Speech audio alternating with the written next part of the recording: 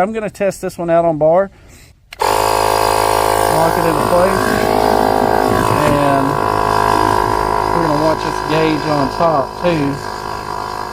And as you can tell, it's starting to climb. So we'll see how close it is. It's actually really close. I'm at 0.75 bar on the air compressor, 0.9, 0.95, and 1. And I hit 1 and my gauge is right at 1. So this is dead on. And I've got it set to shut off at 3. I'm at 1.3, 1.4, 1.5,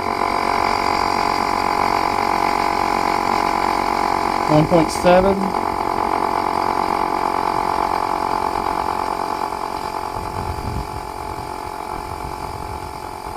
I hit 2 bar right now on the air compressor and this, so my readouts are great.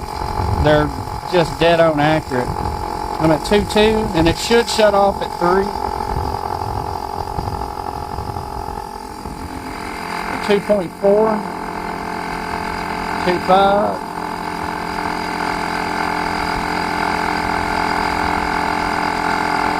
2.7, 2.8,